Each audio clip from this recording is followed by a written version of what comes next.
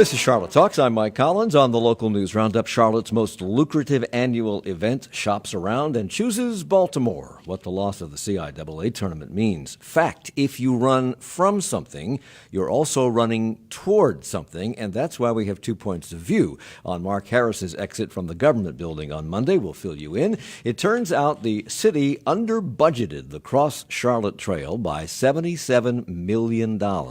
Project started 6 years ago, and we just discovered this little oversight. And scooters may find themselves regulated in short order. Our roundtable of reporters is here to talk about those and other stories, and they include Steve Harrison here from WFAE News. Good morning and welcome back. Thank you. Good morning. And Helms has been away for a while. She joins us from the Charlotte Observer, where she's the education reporter there. Good morning. Good morning. And it is the Battle of the TV Titans. In one corner, Nick Ochsner joins us from WBTV News. Hello, hello. Good for you. You're always on our side.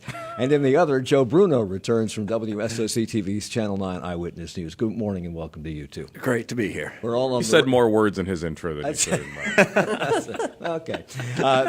They pay better.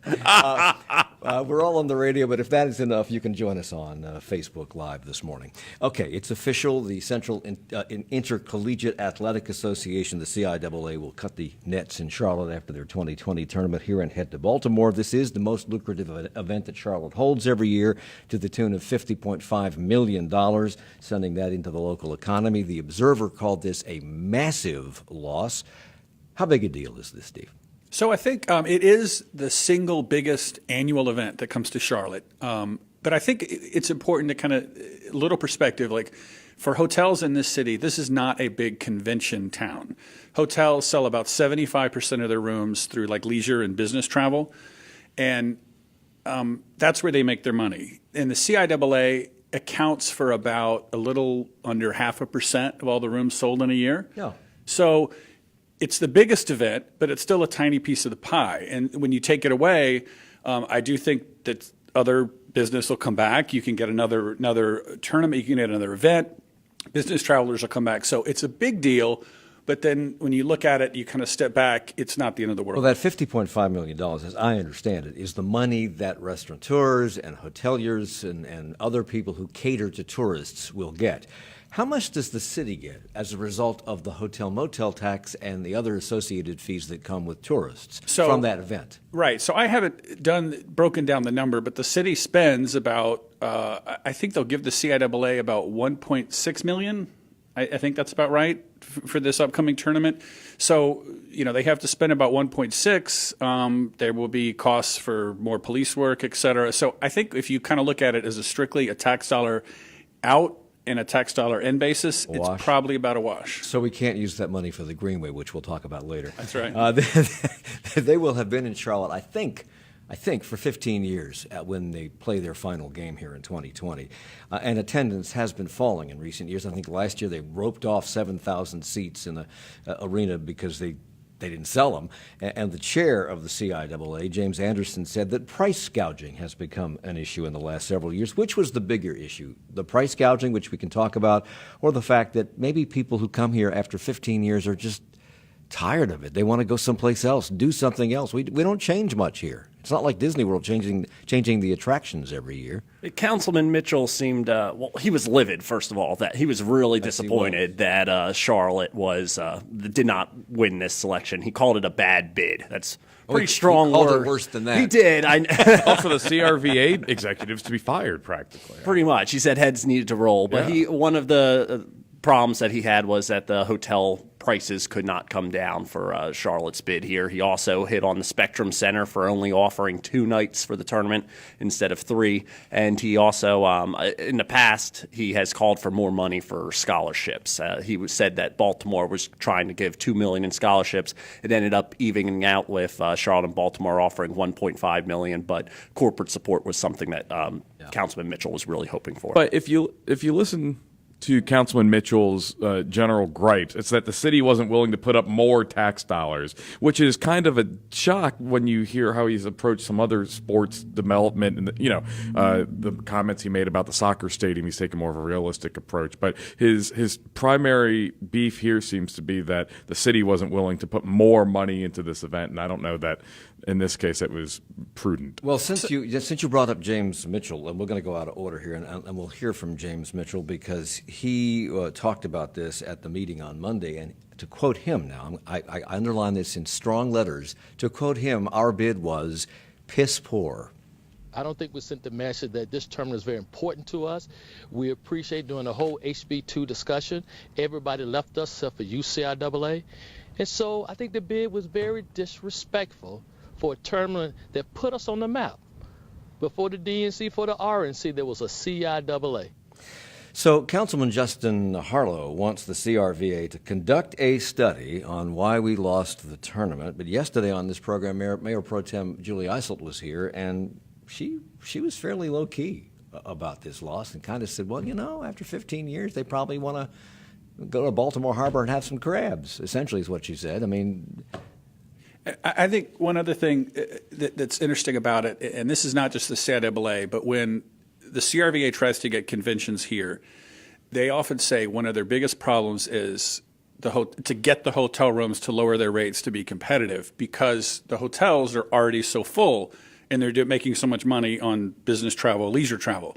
So it's like, well, then what's the problem, right? If the hotel is full and making money, why then should they lower their rates to sell rooms they could sell for more money to someone else? that is not the case in Baltimore? I think that, I saw one report that someone from the CIAA said Baltimore had more like city-owned or city-invested hotels. Maybe they could lower their prices. But, I think it may be a case of, the uptown hotel market here was really small for a long time. And, I think maybe that, right, this is a big business town. I think Charlotte is still at a lack of hotel rooms, even though they've almost doubled the amount of uptown hotels in the last 2 to 3 years. But, again, it just goes back to the question that I'll continue to raise is how much sense does it make to dump millions of dollars into hosting a thing that your business community may not necessarily need? Which is the prevailing point of view on council? You have Julie Eiselt here yesterday it's just okay. It's time for change. And then you have James Mitchell and Justin Harlow who are upset about this. Which is the prevailing point of view? I think that it will end up being kind of Julie's point of view that well, this happens and things move on, and and there will be another bid, right? The Baltimore. How long is the Baltimore? Till 2023. Yeah. So they'll try again. And of course, we stole those games from what? Raleigh, I think. That's right. They came from Raleigh 15 years ago. Board Chair James Anderson said that Baltimore has a vision of how their tournament can be woven into the fabric of that city, and that's not all. Here's what he told Baltimore. We got the feeling that you wanted us in your future. And that was really, really important. Not every city gave us that sense. Is that a reference to us? Because they've been saying that maybe we don't like them very much. I think, too, one thing that's happened, and the 2018 tournament kind of went off without a hitch. But remember, 2 or 3 years before that, there was some violence like associated with the tournament, or tournament not sponsored events, but kind of like these secondary parties. And there was media coverage about that. I wrote about it. We all, every station did. And I think I know the CIAA was very sensitive to that. They felt like it was not fair that they were being blamed for this. And I think there's probably some hard feelings on that, too. And there was that unfortunate incident a couple of years ago where a group of people who were here for the tournament got a ticket that literally said CIAA surcharge and added money to their tab, as opposed to, an automatic gratuity for a large party or whatever. So that really, I think, cast doubt in people's minds. We spend a lot of time talking about things like this, wringing our hands over losses of this and the lack of Amazon choosing us, et cetera. I'm not sure that the average Charlottean listening has given this a nanoseconds thought, because this all happens downtown, and unless you live downtown or work downtown and happen to be here while the traffic's coming in for the CIAA, It's not a big deal. And Julie Eiselt pointed out yesterday that we have some time to plan for this loss. The games are here through 2020. And in 2020, we're hosting a Republican convention, which will bring in at least double the revenue that the CIAA is bringing in. And we'll be hosting the NBA All-Star Game as well. So this is really what? A speed hump? I think that's... If you are looking at the grander picture of the CRVA and the tourism business in Charlotte, I think they'll be able to backfill. I think the hotels will be fine. I think there'll be other people to go to these restaurants. And while it's always disappointing to lose a thing, I don't think it's the end of the world. And I think it's kind of unfortunate that we have a rare all-white panel here today, because this may feel different in the African-American community than it does to the white folks. Yeah. Right. I don't think it's fair to call the CIAA loss a speed hump, because this just has such a huge impact, especially for all the HBCUs that are near Charlotte. There are some HBCUs up north in the CIAA that this tournament will benefit, but I do think it is a huge loss for the city of Charlotte. And they pointed to that as one of the reasons they want to move, that the northern teams have to travel pretty far away to come here, as do their fans, and maybe it's time to give them a shorter distance to travel for a couple of years, and that's a good thing. Okay, the loss of the CIAA tournament wasn't the only thing that set off alarms in Charlotte this week. Sorry for the Wow, they just set up the fire alarm. That is the sound of an alarm going off when Mark Harris opened a security door to quickly exit the government center on Monday as he was being pursued by reporters. Hey, Mr. Harris, we just had a couple questions. That's WBTV's David Hodges, but I'm told that you, Joe Bruno, were the first reporter to be alerted to Mark Harris's presence in the building or his impending exit. I'm not sure which. He was at a GOP meeting next door to the council chamber. Why was he there? He was there to talk to local Republicans. Eventually, Or planning, apparently, is why he was there. Oh, okay. He was next door to the Charlotte City Council meeting. You have a room full of reporters right next to where Mark Harris is speaking. Eventually, the word's going to trickle in that room that he's there. So eventually, all of the reporters and photographers, they stood outside the Mecklenburg County Republican meeting waiting for him to come on out so we could just ask a couple questions. And I feel bad because Steve and I were talking the whole time, and I'm like, there's only one exit out of this building. He's going to have to come this way by us. And then he used the emergency exit, something I was not planning for. Which now was he told he could use the emergency? I've read conflicting reports about this. That security in the building said, "Just go down this stairway," and when he did and opened the outside door, the fire alarm went off. Yeah, that's what he told me. He said so. He kind of he left through the fire alarm, and he said that he gets in his car, drives away, and immediately thinks like, "Oh, that wasn't good." And if he checked Twitter, he quickly realized that there are a lot of ways to make fun of someone running away on Twitter. No politician looks good running away from reporters. So that was Monday night, and then Tuesday he does a lot of interviews and kind of apologizes for that. And, As sloppy as part one was, I'd say part two was actually surprisingly, the contrition was surprising from a politician, and the fact that he talked to so many people and just kind of owned up to it. How often do we hear that? Well, to catch people up in case they don't know who Mark Harris is, I find that almost impossible to believe, but it may be true that he's... There could not be one NPR listener. He was the first, initially he was the winner in the 9th Congressional District until allegations of voter tampering cropped up and they refused to certify the race, and now it's in limbo at the moment over everything.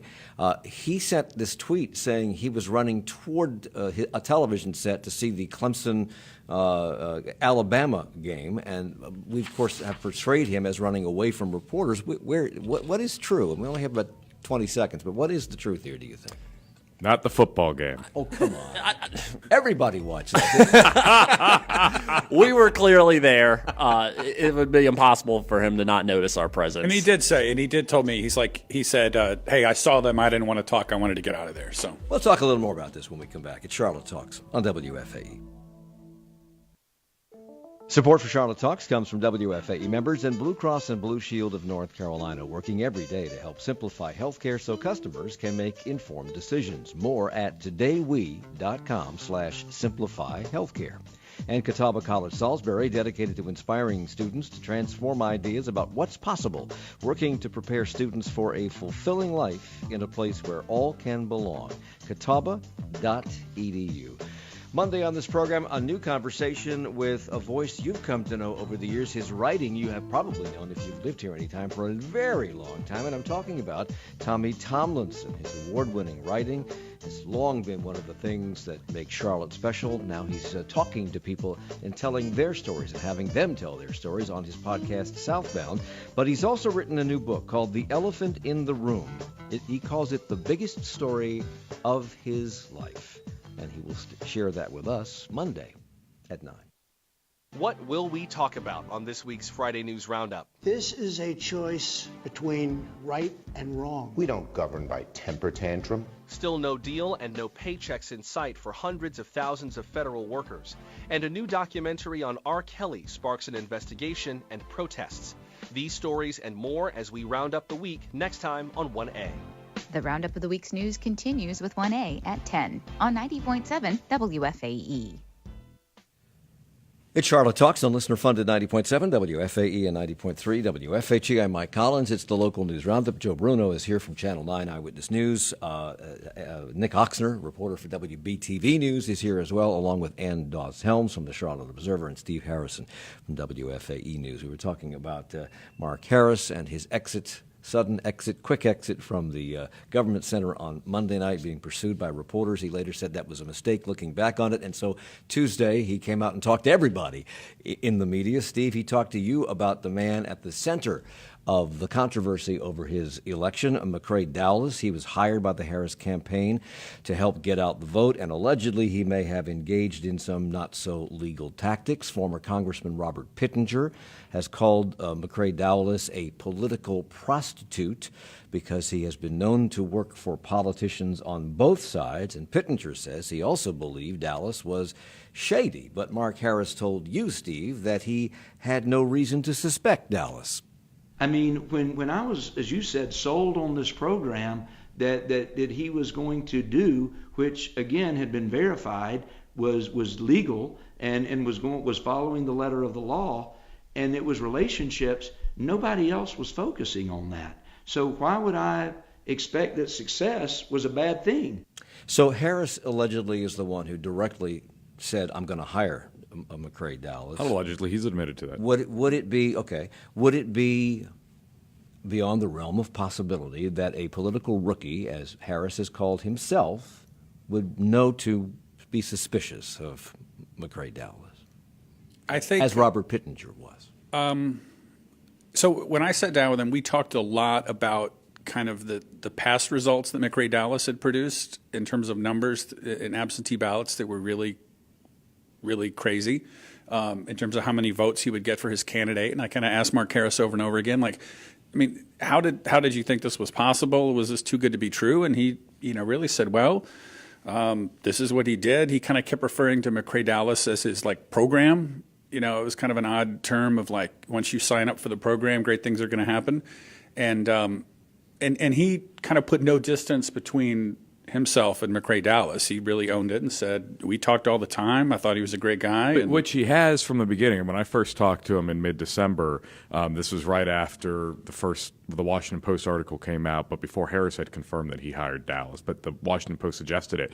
I sat down with him, I think, the next day and asked him, did you hire McCrae Dowless? He said, yes. I mean, just came out and said it, and I was prepared to have to push him a little bit. But that being said, in my first conversation with him in December, he gave the most plausible explanation one could. Look, he went to Bladen County. He sat around with a group of pretty influential Republicans, he said, in the county, who all said, boy, you really should hire McCrae, including, he said, a guy named Marion Warren, who's a judge from that part of the world and is the director of the administrative offices of the courts. Other local politicians, Pat Melvin, who's a businessman in Bladen County. And so that is not a implausible explanation, in my view, that if you go to a county and the local county politico say, hire this guy, I would hire this guy. So, Joe, you also spoke with Mark Harris this week, and you asked about what he knew and when he knew it and about his expectations going forward. What did he tell you? I actually did not. Oh, you did not? With Mr. Harris. Mr. Harris spoke to Paul Boyd, one of the reporters for Channel 9. Excuse me. Oh, no problem. Why isn't he here then? I'm just Go ahead. We got the same impression as Steve did, really, that they are Mr. Harris is sticking with McRae here. He's not separating himself from him. Of course, that doesn't mean that.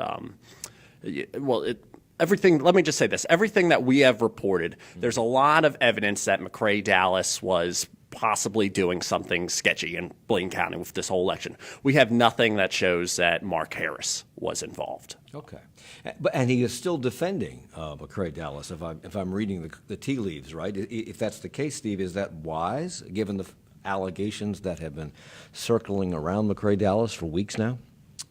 I asked him. I said, "Well, if you had another campaign and McRae was done with his potential legal problems, everything was over, would you hire him again?" And he said, "Well, I can't really say. I won't speak of hypotheticals." So, does he believe that these charges, these allegations against McRae Dallas, might be without foundation? He didn't say that. He just kind of said, we're going to wait for the investigation to finish, and I hope they're, he said, I hope they're not true, but there was no. Well, here's another point that we need to put this in greater context. This is not just a McRae Dallas thing in Bladen County. This is a thing that people and Republicans and Democrats. McRae has done this as a Republican and a Democrat in Bladen County, as you alluded to.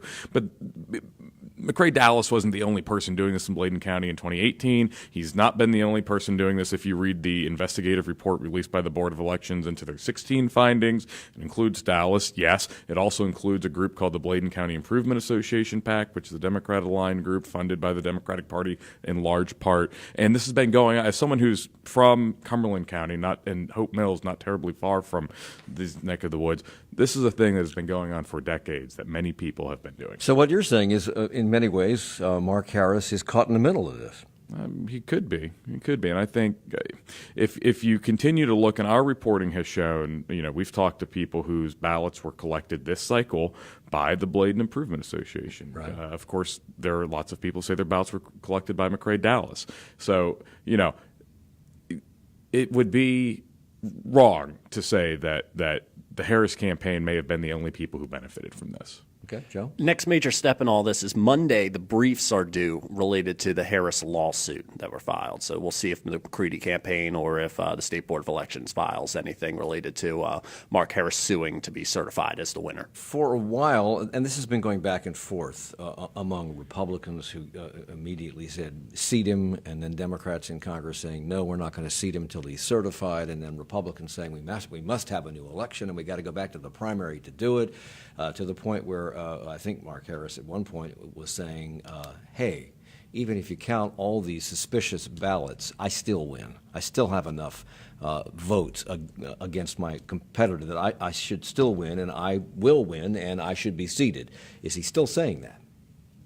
Yeah, largely. Absolutely. And Congress is still saying, we don't know about that. And he is right. If you take away every absentee mail vote he got in Bladen County and Robeson County, he still wins by 150 votes? Is that right?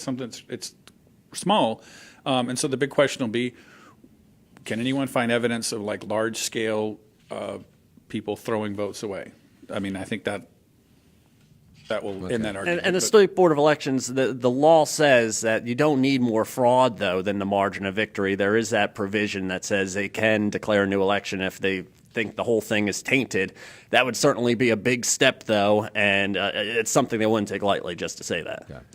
So I think it was yesterday, maybe it was the day before yesterday, we discovered, actually it was Monday, I guess, when the council discovered this, that for 6 years we've been building this thing called the Cross Charlotte Trail, where the city has been putting money into connecting the various greenways, with the goal at the end of the project being that all these greenways are connected and we have a system of bike and walking trails that connect the entire city that can be used for recreational purposes, and it can also be used for commuter purposes. If you want to get on your bike and ride from your neighborhood to downtown to work, you can do that when this is all done. $38 million is what they budgeted for this, and on Monday they discovered they are $77 million short. That means they misbudgeted this thing by 2/3. Why are we just hearing about this now? It's a massive failure. I mean, there's council members were astonished when they learned this on Monday night. I mean, who broke the good news to them? The staffers, city staffers. Right. Voters were sold a Cadillac and they ended up with a Toyota Camry. That's a good car. And I think one thing too about it is you talk about the Cadillac. People were really excited about the Cadillac. When I would talk to people out in the community, it's a project people are really into it. Yeah. I mean, I would hear people ask me questions about it. They were looking forward to it. They thought it was a great thing. So it's like there's a lot of things the city does that are important, but it's not that big of a deal.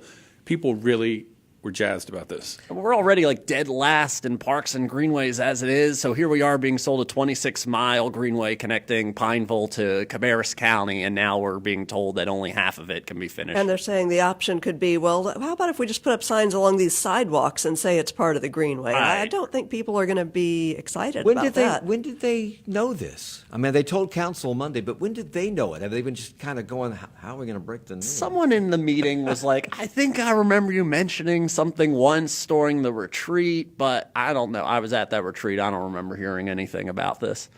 But also, if they just put signs saying this is the Charlotte Trail now on sidewalks and streets, does that harm their Vision Zero approach because they're having runners go through traffic? For years, I guess they're still up. There are signs down Woodlawn Road with, I think, a bicycle on them. It says Route 4, which I think is a bicycle route, and it's been a bicycle route since 1980, something like that. And that route, if you look for the signs, they're there, and you can follow that. But I've never seen anybody ride a bike on Woodlawn Road, particularly between South Boulevard and Park Road. You're taking your life into your hands.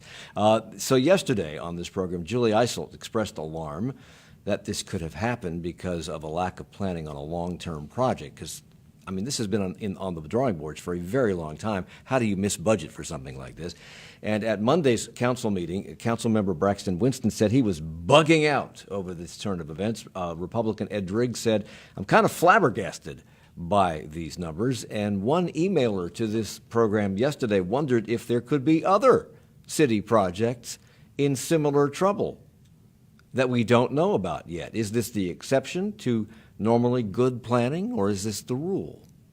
Because we were without a city planner for years. For years.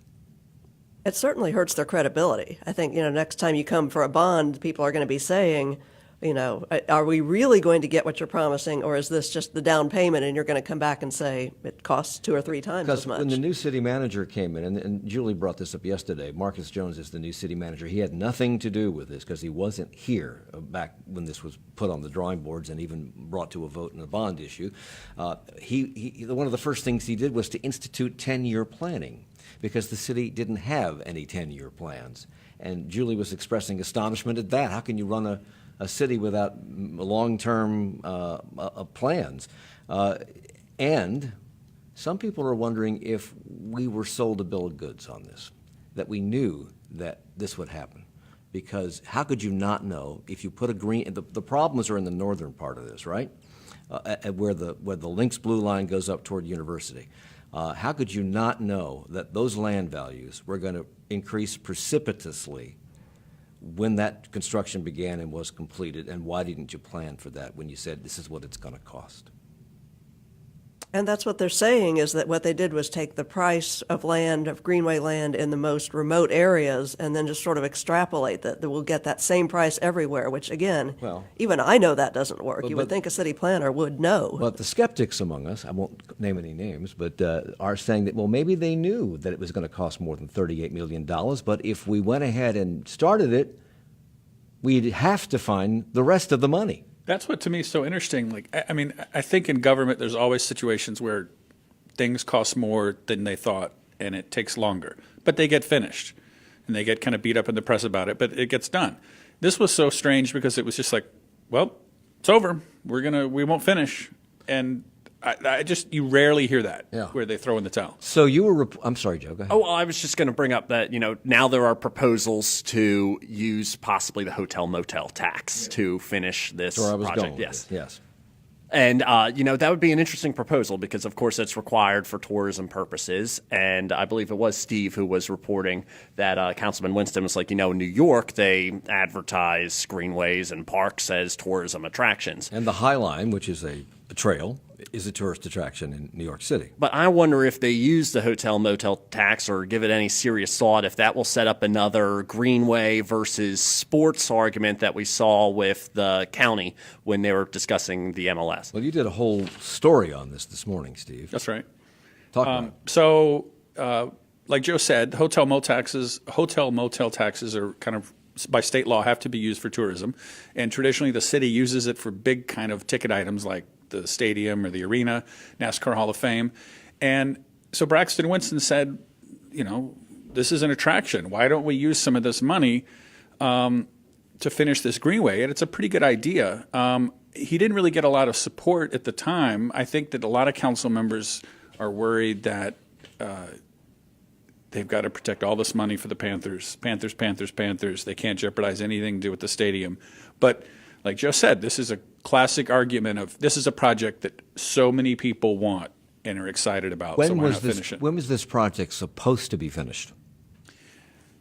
I don't know. I know they first started talking about it in 2013. I remember when they were floating the capital improvement program. And they have a contract that the city staff wanted them to approve coming up too for like the first leg with the actual $38 million that we have. So, because as you reported this morning, Steve, Mecklenburg County generates $91 million a year from this tourism tax. Does it all go to the county, or does the city get part of that money? Well, so no, it's it all goes to the city. It's a county-wide tax, and the city council controls it. So we're short $77 million. So that's certainly in that 91 if they wanted to take it all, but they're not going to take it all. They couldn't take it all because they take it incrementally over the next 2, 3, 4, 5 years and finish this project that way without hurting some of the other money or other projects that this money is earmarked for. So, yeah, they could. I mean, some of that $91 million a year, some of it has to go to the Hall of Fame. Some of it has, but then there is a piece of that goes to like general tourism or amateur sports venues. Like, could you even sell the Greenway or the trail as an amateur sports thing? Why not? You run races on it. They have $70 million set aside for the Panthers Stadium in 2023. So it's like $70 million for the Panthers. It's going to come up in 4 years. The Greenway costs $77 million. Yeah. Look, you think people are angry because the Greenway can't be finished. Imagine if we lost the Panthers. That's right. And that's what you're thinking if you're a member of the Charlotte City Council, right? And you're also up against the fact that David Tepper is in serious talks to move the practice facility and the team headquarters to Fort Mill, South Carolina. It would just be another chink in the armor to go ahead and move the stadium down there. If he wants a new stadium, he could put it in South Carolina. We are the Carolinas team, he says, right? Would it make that much of a difference to him whether we were in Charlotte, except for the beauty shots? Yeah, that. But I think it'd be a big stretch if the stadium moved. But that being said, they did it in Dallas. Yeah. That being said, would you want to be the city council member who just took that for granted and ended up losing it? So what are their options? Do they even know? Does city council I don't think they know. No, I think one of the council members like, I don't even know what to do with this information. I think they're all trying to figure out where they go from here. Is there a place they can point to for blame? Is somebody going to take the fall for this? Or is this just going to be something, well, somebody goofed up and let's figure out a way out of this? I don't think the finger pointing has started yet with this. Okay. I think they're still comprehending how they got into this situation. Okay. Well, we have scooters to talk about because for a long time the city council was not going to get involved in regulating scooters because they were expecting the legislature to regulate them, and they haven't done it. But that was just before Christmas. Now they're coming back on Monday, and they're going to talk about regulating scooters because more scooters hit the roads or the sidewalks in December. And we're going to talk about that when we come back. We're also going to talk about the new legislature being sworn in. And if Mark Harris can't be seated in Congress because of issues over absentee ballots, how did Rachel Hunt make it into the legislature? We'll talk about that as well. And so there's some school issues to talk about. That's why Ann is here, and we'll do all that too in a moment. It's Charlotte Talks on WFAE.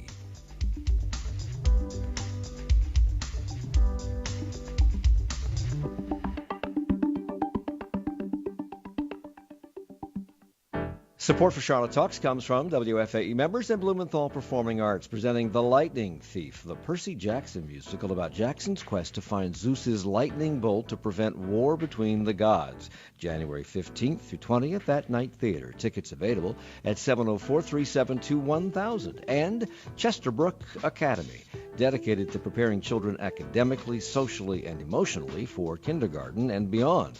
Hosting an open house on Saturday, January 26th. Details at ChesterbrookAcademy.com.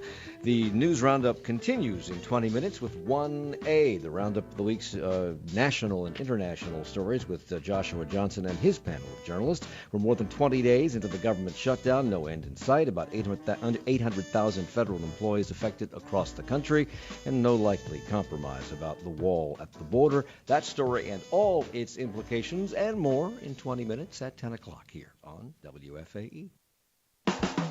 All Things Considered on WFAE helps you go beneath the surface of the day's news. Charlotte has great assets. They've been a great partner for 15 years. But at the end of the day, we're still running a business, the CIAA and the individual institutions, and we have to look at what the opportunities were. There's more to every story. Listen weekday afternoons from 4 to 6:30 for All Things Considered from NPR News and 90.7 WFAE. It's Charlotte Talks on the local news roundup on WFAE and WFHE. I'm Mike Collins with Andos Helms from the Charlotte Observer. Nick Ochsner's here from WBTV News. Steve Harrison from WFAE News, and Joe Bruno from Channel 9 Eyewitness News. They're taking up the idea of regulating scooters at next Monday's City Council meeting. Mayor Pro Tem Julie Ossolt was on this program yesterday, and here's what she told us. The legislature kind of indicated that they've decided not to regulate vehicles. And vehicles are defined as the scooters, the e-bikes. So other cities have already done it. We feel that it's imperative that we put some rules in place. So this is a 180 from what they were saying just last month about this. Do we know what's driving this, or who on council may be driving this move toward regulating scooters? No, but I will say for scooter enthusiasts like myself, they fared pretty well with these proposed rules because there isn't anything nothing too bad that I think the scooter companies will get upset and pull their scooters from the streets. Okay. They're proposing to keep scooters off of sidewalks on certain streets in Uptown, which is not a big deal. Scooters can't be on roads with a speed limit more than 35 miles per hour. I think everybody agrees they shouldn't be on I-277 or, Independence Boulevard. And then the other thing is they want scooters spread out throughout the city. They want them to be placed in low-income neighborhoods. They don't want them all congregated in Uptown and South End. And as we've seen in like Raleigh and some other cities, they're starting to charge these massive per scooter fees to the company, and the company is then turning that fee back on the people who use the scooters. Yeah, Raleigh charges $300 a scooter, and we don't charge anything. And is that really massive? I mean, when you consider that it's per scooter. Well, that's new. What do they charge for a scooter ride? $1? It's $1 to start, and then it's per mile. But then these companies in Raleigh are adding like a $2 or $3 surcharge for people who surcharge. go. Yes, yeah, because of that. So I think in the ongoing war between Charlotte and Raleigh, Raleigh has a far less growth-friendly policy, just over on the whole. And this is another example where Charlotte can differentiate itself by welcoming things. So at the same time they want to take these scooters off the sidewalks in certain places, they also want to lower the top speed a scooter can achieve. What is it now, 15 miles an hour or something like that? Right. They want to set that limit at 15. And I don't think any of the scooters right now go, they don't go faster than that. But Larkin Eggleston, who's on City Council, is worried that if you take the scooters off the sidewalk, put them in the street with cars, and lower their ability to travel fast, you're putting them at a disadvantage when it comes to automobile traffic being juxtaposed next to them. Is that a genuine concern, you think? I think that's a genuine concern. I also think it comes down to the riders, though, being aware of where they are scooting around in the city. They have to be just as smart. They can't be in the middle of the street if their scooter's only going 10 miles per hour. Are people using these as a means of transportation to get to work, or just short hops while they're at work to go to lunch or to go pick up a file at another building that's part of your organization? How are they being used? Because they want to put 20% of these scooters every morning in low-income areas. That to me tells me they want you to use them as a transportation option. What's really interesting to me is during the city council meeting, they asked the council members, guess where this area is, where all the scooters are going. And one of the most popular spots that the scooters are being taken to is the Walmart on Wilkinson Boulevard. Oh, okay. They think that the scooter can really be the answer to the first and last mile for public transportation.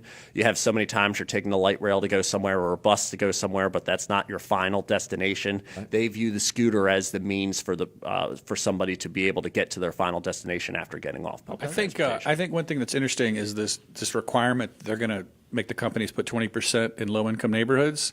There's obviously been a lot of talk at the city about economic mobility and economic opportunity.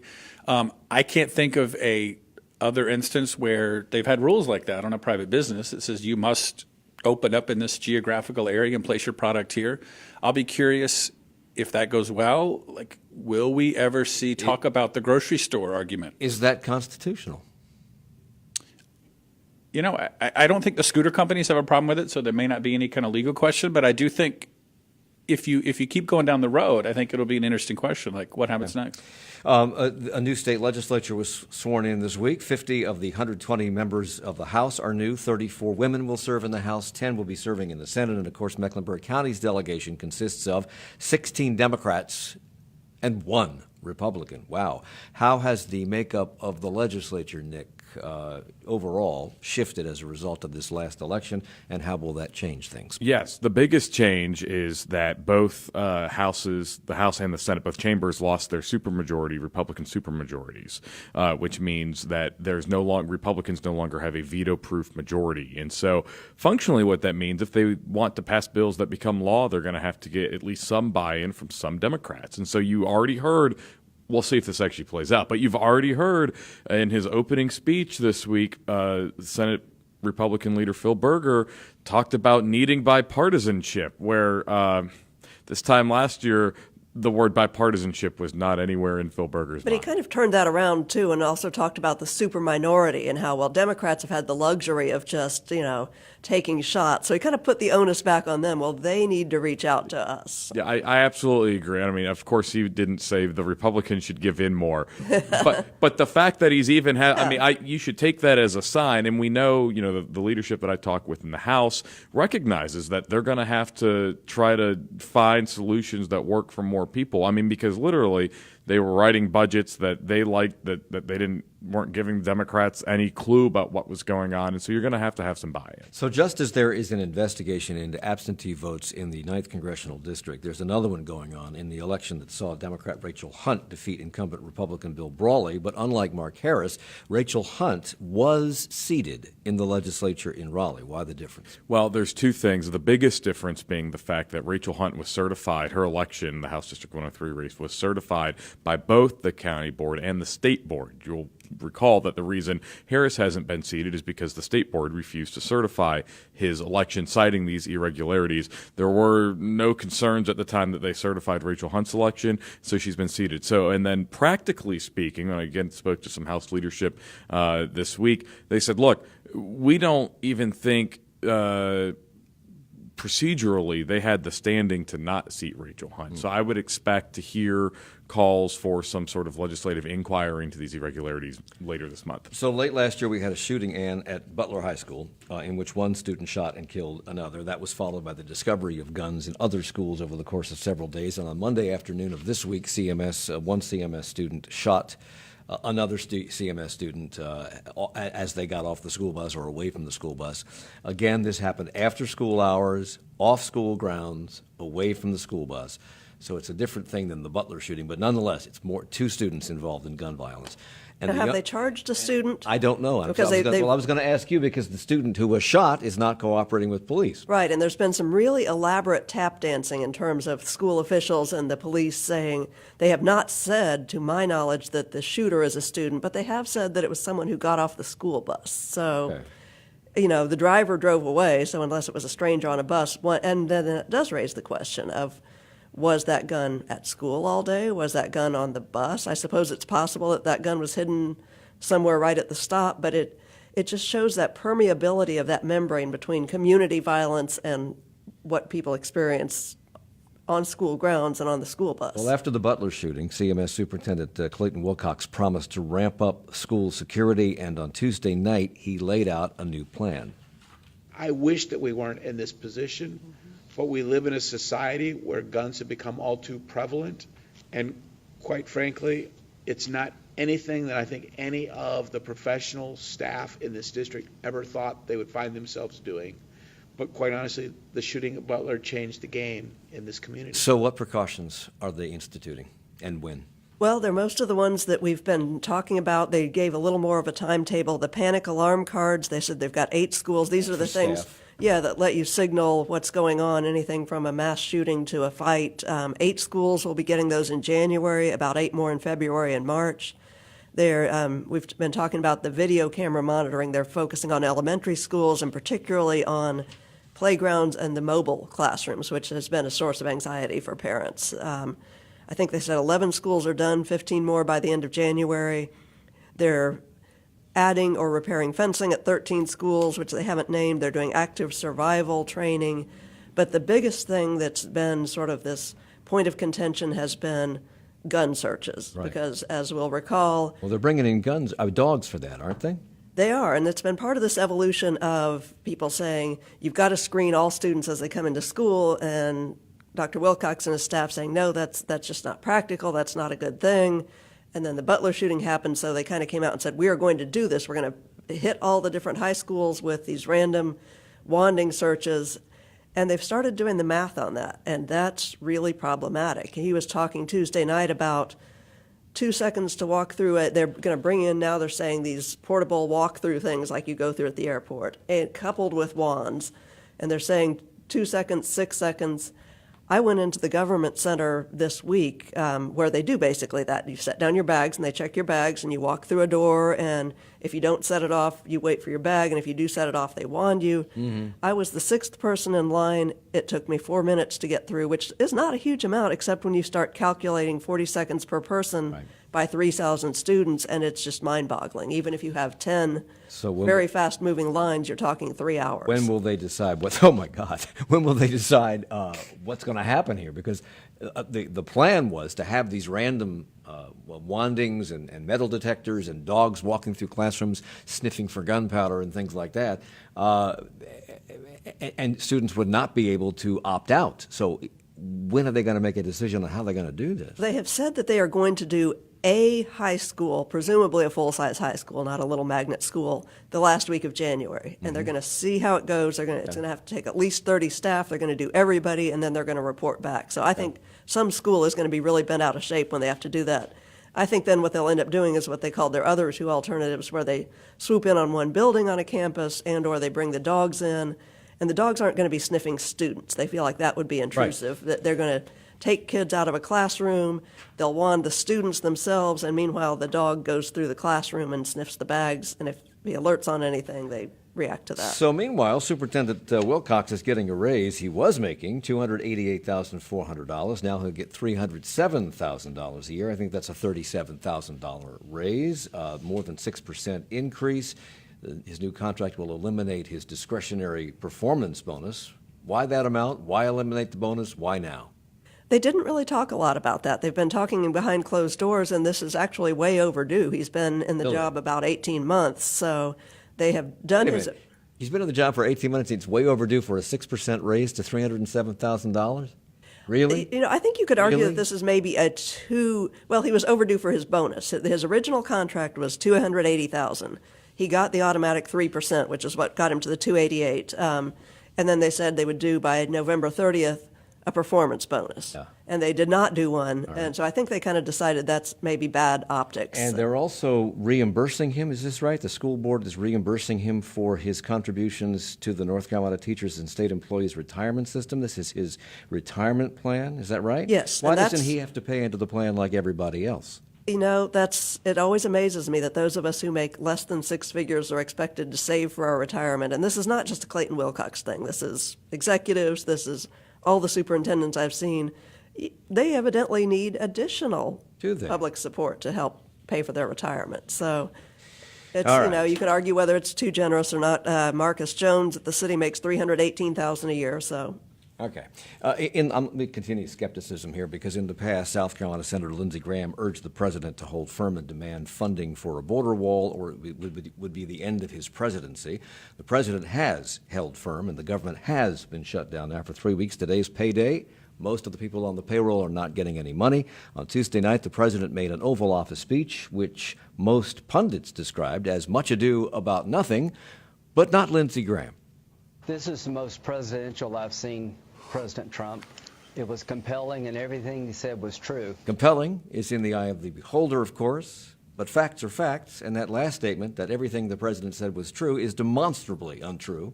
The speech was fact-checked by any number of experts, and it was full of inaccuracies. Would somebody please explain to me how these things keep being said? There's tape. There's Fox News. There's tape. Okay, nobody can answer the question. We're moving on to therapy animals, because I think we all need some some therapy. Therapy animals are everywhere. You see them on airplanes. You see them in schools now because everybody has to have their therapy animal with them. But there is a new breed making the scene. They're so funny. That's right. Therapy pigs. This is the brainchild of CMPD officer Chad Webster, who adopted 2 pigs into his family, and he's having them trained to become certified therapy animals. And he got the idea because he thought it would be cool and different, but there is more to it than that.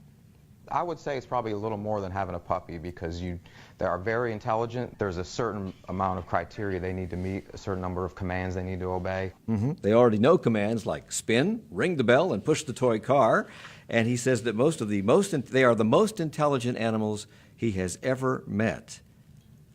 If they're that smart, I wonder if they object to what he's calling them. He's calling them the bacon response team.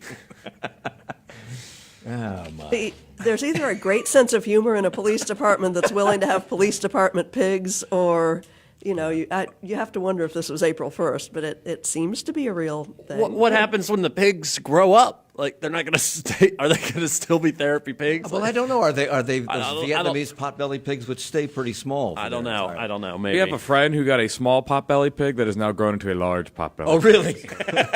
Stay tuned. Well, and if you listen closely to that segment, I believe he actually said that one of the pigs that he adopted is mentally handicapped too. So, or maybe mentally handicapped. So, this is just, it smells like a spoof story, but I've seen the video. There are cute pigs. There's a police officer. I smell bacon cooking. Yeah. That's what I say. Andos Helms is here from the Charlotte Observer. Joe Bruno, thank you for joining us from Channel 9 Eyewitness News. Nick Ochsner, same to you from WBTV News. And Steve Harrison, a reporter for WFAE News. Thank you all for the hour.